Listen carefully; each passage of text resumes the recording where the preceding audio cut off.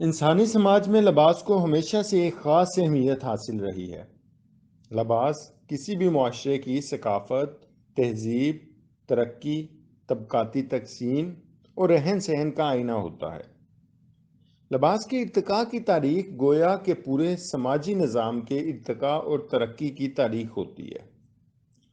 The story of textile کی گزشتہ episode میں ہم نے جانا کہ ٹیکسٹائل کیا ہے، انسان کو لباس کی ضرورت کیوں محسوس ہوئی، لباس کی ابتدا کب اور کیسے ہوئی۔ آج کی ایپیسوڈ میں ہم دنیا کی مختلف قدیم تہذیبوں اور خطوں کے لباس کے بارے میں بات کریں گے کہ ارتقائی عمل سے گزرنے کے بعد ان کا لباس کس طرح تبدیل ہوتا گیا اور ان میں مختلف حالات و واقعات کے ساتھ ساتھ کیا کیا تبدیلیاں رونما ہو گئی۔ آگے بڑھنے سے پہلے آپ سے گزارش ہے کہ اگر آپ نے ابھی تک اس چینل ٹیکسٹائل نالج کو سبسکرائب نہیں کیا تو کائنڈلی سبسکرائب کر دیں۔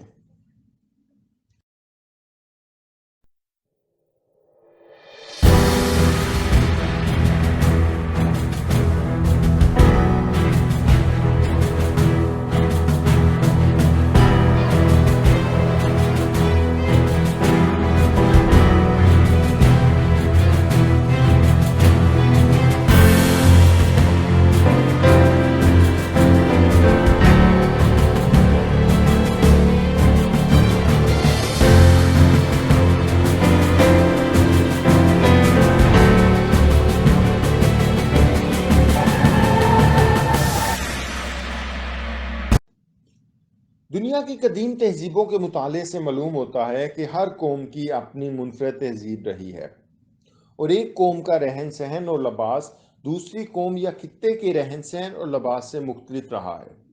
قدیم دنیا میں استعمال ہونے والے لباس کی اقسام کا انحصار ان ٹیکنالوجیز پر تھا جو اس وقت تک ایجاد ہوئی تھی، اور جوں سائنس ترقی کرتی گئی ایجادات میں اضافہ ہوتا گیا، یوں ساتھ ہی ساتھ لوگوں کے رہن سہن اور سوچ میں تبدیلی آتی گئی اور لباس میں بھی جدت آتی گئی۔ آئیے ہم بات کرتے ہیں قدیم تہذیبی لباسوں کے متعلق۔ اینسینٹ ایجپٹین کلاتھنگ یعنی قدیم مصری لباس۔ قدیم مصری لباس سے مراد وہ لباس ہے جو مصر میں نیولیتھک پیریڈ کے اختتام سے لے کر سلطنت بطلاموس کی آخری ملکہ کلوپیٹرا کی وفات تک کے عرصے میں پہنا جاتا رہا تھا۔ قدیم مصری لباس مختلف رنگوں سے بھرا ہوا ہوتا تھا۔ قیمتی جواہرات سے آراستہ یہ لباس نہ صرف آرام کے لیے بنایا جاتا تھا بلکہ جواہرات لباس کی خوبصورتی بھی بڑھاتے تھے۔ مصر کی گرم ریگستانی زمین پر اس طرح کا جواہرات سے مزین لباس ان کی تہذیب کی بخوبی ترجمانی کرتا تھا۔ مصر کا سماج نہایت قدیم تھا اور فرعونوں کے مختلف خاندان کا دور حکومت بھی اسی سرزمین پر نہایت طویل عرصہ رہا۔ قدیم مصری لباس بنیادی طور پر لیلن سے بنا ہوتا تھا۔ قدیم مصر میں لیلن اس وقت کا سب سے عام ٹیکسٹائل مٹیریل تھا۔ اس سے بنے لباس سے لوگوں کو مصر کی گرم آب و ہوا میں آرام دہ اور پرسکون رہنے میں مدد ملتی تھی۔ لیلن بنیادی طور پر فلیکس کے ریشوں سے بنا ہوا کپڑا ہوتا تھا۔ دھاگا بنانا، کپڑا بنانا اور سینا یہ مصری معاشرے میں اس دور کی عام ٹیکنیکس تھی۔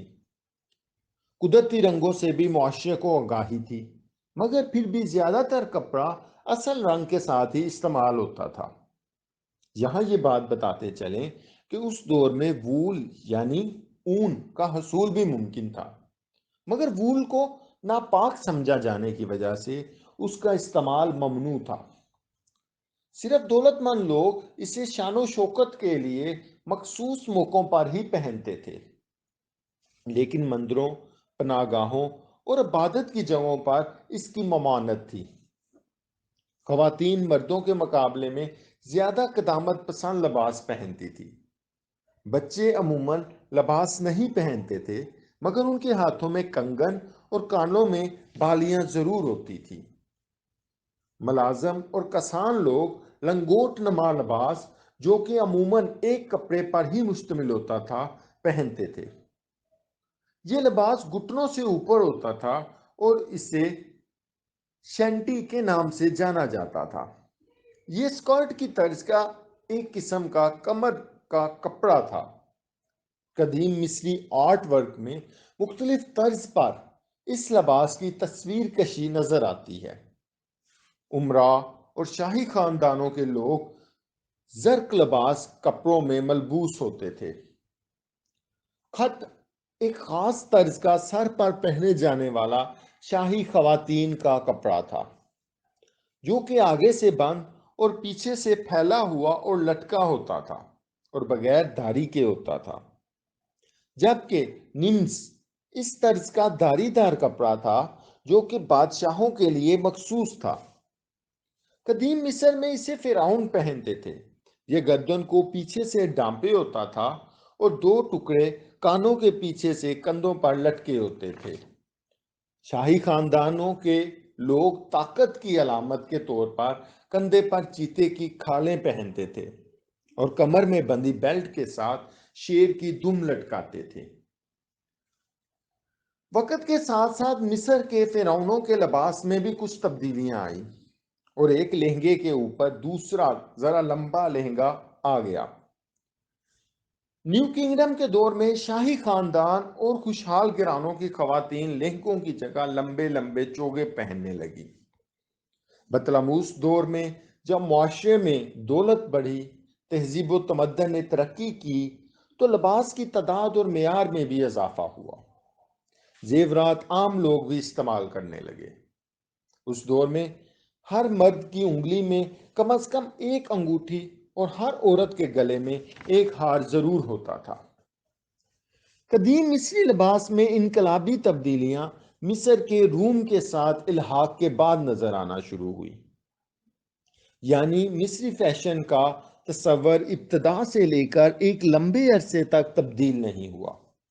اس کی وجہ یہ تھی کہ قدیم مصری لوگ سمجھتے تھے کہ لباس کے سٹائل میں سادگی ہی ان کی خوبصورتی اور کلاسک ہونے کی بنیاد ہے۔ اینشینٹ گریک کلوتھنگ یعنی قدیم یونانی لباس۔ قدیم یونان اپنے فلسفے، فنون لطیفہ، ادب اور سیاست کے لیے مشہور ہے۔ قدیم یونانی لباس کو اس وقت تقویت ملی جب فرینچ ریولوشن کے بعد فیشن میں یونانی تہذیب کو دوبارہ اجاگر کرنے کی کوشش کی گئی۔ قدیم یونان میں لباس لیلن یا اون کا ہوتا تھا۔ یونانی لوگ عام طور پر سادہ اور ہلکے کپڑے پہنتے تھے کیونکہ زیادہ تر علاقوں میں آب و ہوا گرم ہوتی تھی۔ قدیم یونانی لباس عام طور پر چار طرز کا ملتا ہے۔ نمبر 1، چیٹن۔ یہ ٹیونک کی ایک شکل ہے، یعنی کپڑے کا لمبا اکیلا ٹکڑا جسے کندھے پر لٹکایا جاتا تھا، اور قدیم یونانی دور میں مرد اور خواتین دونوں ہی اسے پہنتے تھے۔ نمبر 2، پیپلوس۔ یہ ایک لمبا لباس تھا جس کو خواتین استعمال کرتی تھی۔ اس کے اوپری کنارے کو آپس میں جوڑا گیا ہوتا تھا اور باقی حصہ نیچے کمر سے ٹخنوں تک لٹکا ہوتا تھا۔ نمبر 3، ہمیوشن۔ یہ ایک لمبا چادر نما لباس تھا اور قدیم یونانی مرد اور خواتین ہمیوشن لباس کو چادر یا شال کے طور پر استعمال کرتے تھے۔ نمبر 4، کلامس۔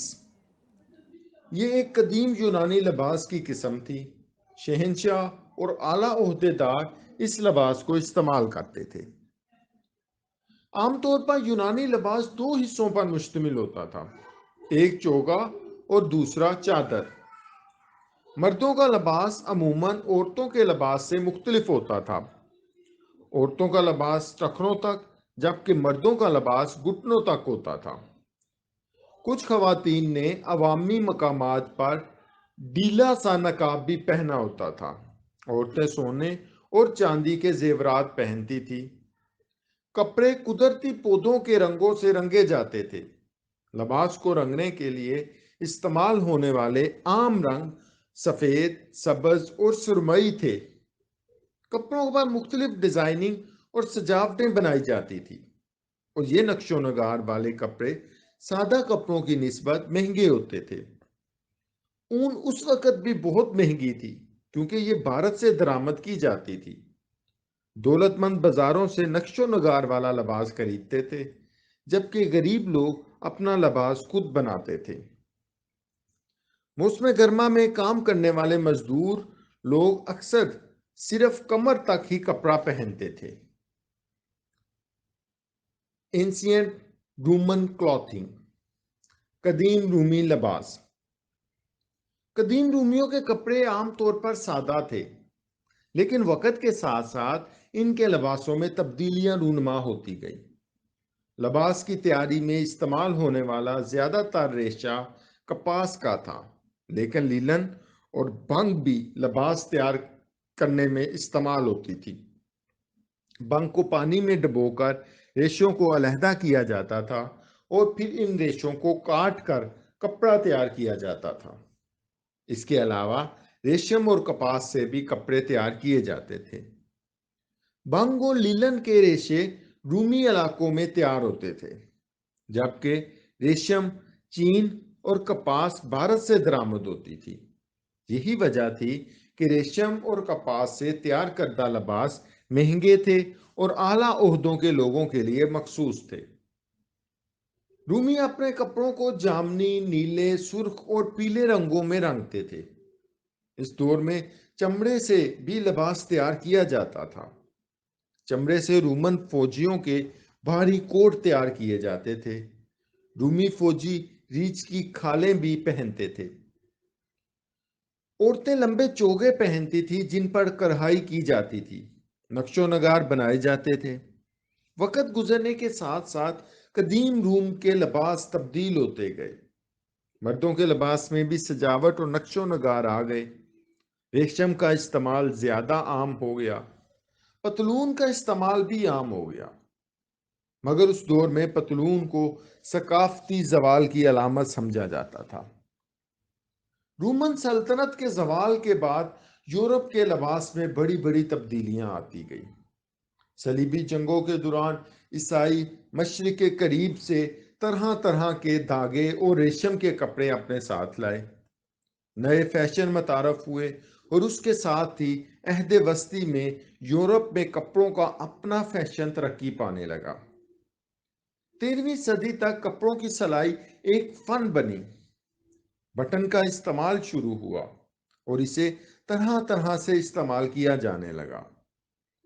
پتلون، اونچے بوٹ اور کالر مقبول ہوئے۔ 17ویں صدی میں یورپ اور انگلستان میں کپڑوں میں ربن کا استعمال بڑھا۔ 18ویں صدی کے دور میں فرانس فیشن کا مرکز بنا ہوا تھا۔ 19ویں صدی میں ترقی کا رجحان مزید بڑھتا دکھائی دیا۔ 21ویں صدی ٹیکنالوجی کی صدی بنی اور اب دنیا سمٹ کر گلوبل ولیج کی حیثیت اختیار کر چکی ہے۔ دوسرے شعبوں کی طرح ٹیکسٹائل کا شعبہ بھی کافی تبدیل ہو چکا ہے۔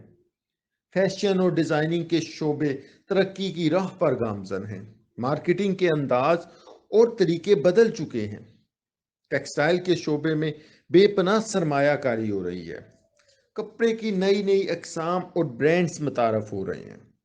یہ ایک حقیقت ہے کہ صنعتی انقلاب کے بعد ٹیکسٹائل کے شعبے نے بے پناہ ترقی کی ہے۔ مختلف ممالک اور سرمایہ دار دنیا کی کپڑے کی مارکیٹ پر قبضہ کرنے کی تگ و دو کر رہے ہیں۔ دی اسٹوری آف ٹیکسٹائل کی نیکسٹ ایپیسوڈ میں ہم بتائیں گے کہ صنعتی انقلاب کے دوران ٹیکسٹائل کے شعبے میں کیا کیا ایجادات ہوئی اور کیا کیا جدتیں آئی۔ ہمارے ساتھ رہیے گا اور اپنے کمنٹس میں فیڈ بیک ضرور دیجیے گا۔ Thanks for watching textile knowledge.